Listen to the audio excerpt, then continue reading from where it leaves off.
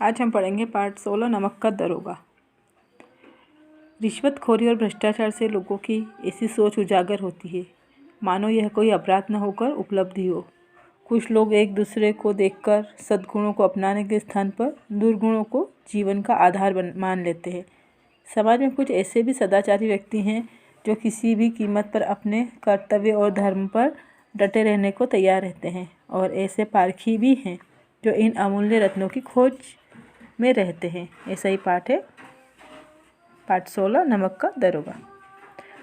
नमक का दरोगा कहानी मुंशी प्रेमचंद द्वारा लिखित एक शिक्षाप्रद कहानी है। इस कहानी में वंशीधर एक आज्ञाकारी पुत्र थे। नौकरी की खोज में निकले ही थे कि नमक विभाग के दरोगा पद पर प्रतिष्ठित हो गए।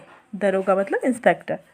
उन्होंने अपनी कार्यकुशलता और उत्तम आचार से अफसरों को खुश कर रखा था। मतलब उनका कार्य बहुत अच्छा था, कार्य करने में कुशल थे और व्यवहार भी बहुत अच्छा था, जिसकी वजह से उनके जो अफसर थे वह खुश थे। एक दिन दरोगा जी सो रहे थे कि अचानक गाड़ियों की गड़गड़ाहट सुनकर आंख खुली और मुआयना करने के लिए गए। मतलब सो रहे थे तो उन्हें कहीं गाड़ियों की आवाज़ आई तो वह उठ करके वहाँ चेक करने के लिए पहुँचे कि ये आवाज़ कहाँ से आ रही है। वहाँ आलोपी दिन जो इलाके के प्रतिष्ठित जमींदार थे, नमक की हेराफेरी करते, पकड़े जाने पर बोले, ऐसा कैसे हो सकता है कि इधर से जाएं और आपको भेंट न चढ़ाएं? बताइए कितना चढ़ाएं? 20,000, 30,000।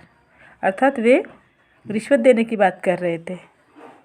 वंशीधर अपने धर्म से नहीं हिले, हथकड़ियाँ लगाकर उन्हें गिरफ्तार कर लिया। जब अदालत की तरफ चले तो शहर में हलचल मच गई कि उन्होंने दरोगा जी ने गिरफ्तार कर लिया।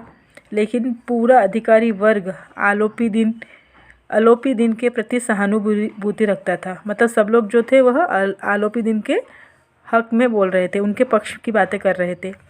उन्हें सब निर्दोष साबित करने में जुट गए। वंशीधर के पास सत्य के सिवाय कुछ नहीं था। शीघ्र ही मुकदमा भी समाप्त हो गया। डिप्टी मजिस्ट्रेट ने सारे प्रमाण निराधार बताए, मतलब एक तरह से बेकसूर सिद्ध हो गए। 1 सप्ताह के भीतर ही वंशीधर को घर लौटना पड़ा। उन्हें अपनी कर्तव्य परायणता का दंड मिला। कुछ दिन बाद आलोपी दिन वंशीधर के घर पहुंचे। वह उसकी कर्तव्य परायणता से खुश है। मतलब वो अपनी जो ड्यूटी है, अपना जो कर्तव्य है, वे बहुत अच्छे से निभा रहे थे। तो यह देख कर के आलोपी दिन बहुत खुश हुए। इसलिए उन्हें अपनी जायदाद का स्थायी मैनेजर नियुक्त करना चाहते थे। अब वे वंशीधर को अपनी जायदाद का स्थायी मैनेजर नियुक्त करना चाहते। वंशीधर की आंखें डबडबा गई। उन्होंने इस प्रतिष्ठित पद को स्वीकार कर लिया। इस पाठ से शिक्षा मिलती है कि उत्तम विचार, कर्तव्यपरायणता और कार्य के प्रति ईमानदारी हमेशा व्यक्ति को रखनी चाहिए।